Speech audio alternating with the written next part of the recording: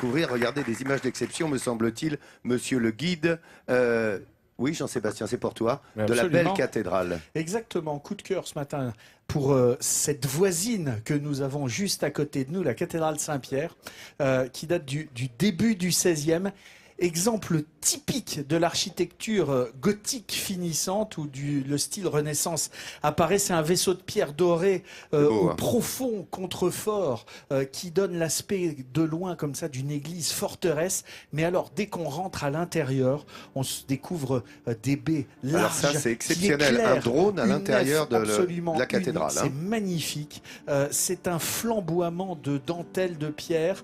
C'est cet orgue vraiment superbe qu'on découvre également, éclairé par des vitraux totalement somptueux qui sont dans la nef. Une nef qui a été redessinée avec ce jubé du 19e siècle qui contrecarre comme ça les affres subis par la cathédrale pendant la Révolution. Un jubé richement décoré, orné de sculptures néo-gothiques et donc toutes ces baies vitrées qui donnent une lumière très particulière à l'intérieur de cette cathédrale Saint-Pierre qui est tout à fait magnifique ici à Condom. Dis-moi d'Artagnan, direction Loupiac. Ceci dit, ceci vu, devant la cathédrale, on l'a vu tout à l'heure, il y a également ces 4 mousquetaires. J'aurais des choses à vous dire là-dessus, mais j'ai pas le temps, donc on attendra demain. Direction Loupiac, l'ombre de d'Artagnan plane sur le village de Loupiac, qui est un des plus anciens castelnaux de Gascogne. Et en fait, à Loupiac, peu de choses ont changé depuis que Charles Batz de Castelmore, comte d'Artagnan, naquit là-bas vers 1611. Alors, Loupiac, nous voilà. Hein? Comment ça n'a rien à voir? Un pour tous, tous pour Loupiac. Cette splendide terre gasconne a été foulée il y a quelques siècles par le plus illustre des cavaliers de l'histoire de France. Son nom, Charles de Batz Castelmore, plus connu sous le nom de d'Artagnan. La vie de cet homme au service de Louis XIV inspira Alexandre Dumas pour son fameux roman Les Trois Mousquetaires. Et c'est ici, derrière ces fenêtres, qu'est né l'homme à qui le roi Soleil accordera une confiance indéfectible. Voici le château de Castelmore, dans le petit village gersois de Loupiac. Cet héritage hors du commun, les habitants de Loupiac ont bien l'intention de le faire connaître au monde entier, du moins déjà aux automobilistes qui empruntent cette départementale. Allez, attention, vous ne vous blessez pas. Hein.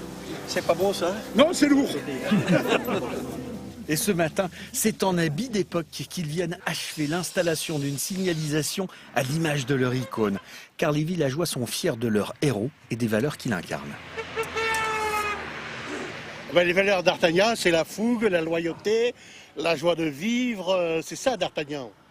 D'Artagnan, c'est la fidélité au roi, c'est la bravoure. Il est mort sur le champ de bataille, il était de repos, les troupes du roi reculaient, il est reparti au combat et c'est là qu'il a été tué d'une balle de mousquet à Maastricht. Hein. En tout cas, grâce aux Loupiacois, l'esprit de d'Artagnan, lui, n'est pas mort. Ce matin, ils ont installé ce panneau, mais leur enthousiasme va beaucoup plus loin. Depuis 2 ans, ils organisent à Loupiac leur propre événement, le Festival d'Artagnan, un projet auquel toute la ville participe. Merci. Et aujourd'hui, c'est un peu la répétition générale. Aux 4 coins de la ville, les villageois s'activent, comme ici dans la mairie improvisée en atelier de couture. Alors on lui taille la jupe. Oui. La jupe en bleu avec son monogramme à Lilou. Sous l'œil attentif et bienveillant de Véronique, ces Loupiacoises préparent les costumes qui seront portés cet été par tous lors du festival. Claudie a fait sa robe et c'est un travail magnifique. Et quand Anne avait commencé à lui faire le costume, elle n'aurait même pas cru qu'elle soit capable de coudre ça. Et c'est des découpes, c'est un truc splendide, quoi. Elle a tout fait. Elle n'aurait jamais cru pouvoir faire ça. Ben, elle a tout fait. Son costume, c'est par Claudie, porté par Claudie. Ici, pas de professionnels, mais uniquement des habitants bénévoles et passionnés. Véronique supervise le tout. Son petit privilège, elle connaît maintenant les mensurations de la moitié du village. Jean-Marie a grossi depuis 3 ans et c'est génial, il a pris 3 cm partout. Il m'a capitonné, génial. 3 cm Partout. Ah bah dis donc. Ah ouais, nickel. Il a dit non, j'ai pas grossi. Je dis partout, Jean-Marie, 3 cm. Chacun ses petits défauts. Je connais des tours de mollet, des tours de poignet, des longueurs des tours de taille. C'est fabuleux. Je les ferai chanter avec du chocolat. Ils seront obligés de m'offrir du chocolat. C'est génial. Les rues aussi seront décorées et transformées par les habitants. Et c'est le rôle de Richard et de ses collègues. Le début de la roue, il vient là.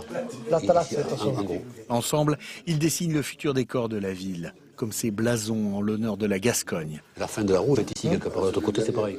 Mais ce qu'ils construisent ici pendant ces heures passées ensemble, ce sont surtout des relations humaines. Ils redécouvrent leurs voisins. On se connaissait peu, on se connaissait, mais peu. On se voyait. C'est vrai que ça fait plaisir de vivre avec des gens, de revivre exactement avec des gens qu'on a connus il y a longtemps. Et on se remémore des souvenirs, des anecdotes. Disons, on se sent un peu plus intégré à une communauté.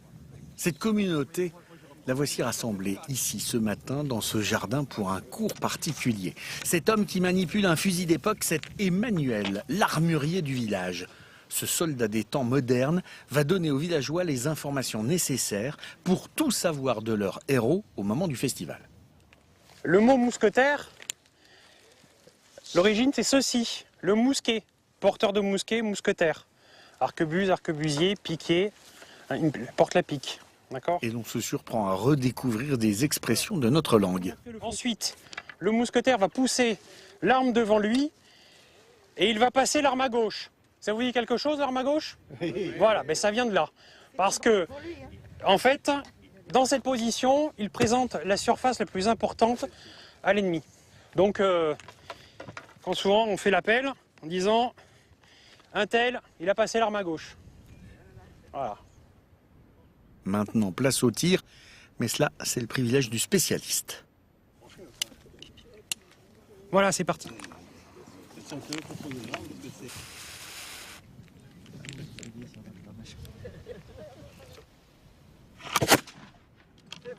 En découvrant les techniques de l'époque, Véronique, notre couturière, prend conscience de la grandeur de son héros lupiacois. Finalement, on est assez fiers parce que on n'avait pas l'impression que autrefois c'était sophistiqué et que finalement notre héros local il appartient à une armée d'élite et on avait plutôt l'impression que c'était un héros de roman de cap et d'épée, courir partout à cheval avec une épée. C'était pas ça du tout quoi. C'est quand même plus solide. Et après l'effort, le réconfort. Direction l'hôtel de ville pour un grand repas collectif. Et de nouveau, ce sont les habitants qui ont préparé cette généreuse tablée. Pour le plus grand plaisir de Maxime, le superviseur du festival. Les gens se réunissent, se parlent, c'est beaucoup plus convivial. Les gens participent bénévolement et je veux dire de bon cœur, il n'y a pas besoin d'insister. C'est la participation de la moitié du village. À la moindre réunion, on peut avoir des gens disponibles qui sont prêts à participer et qui s'amusent, parce qu'on travaille beaucoup, mais on s'amuse aussi et on est content de faire ça, bien sûr. Les habitants eux-mêmes sont surpris par l'engouement collectif que ce projet a su créer chez eux.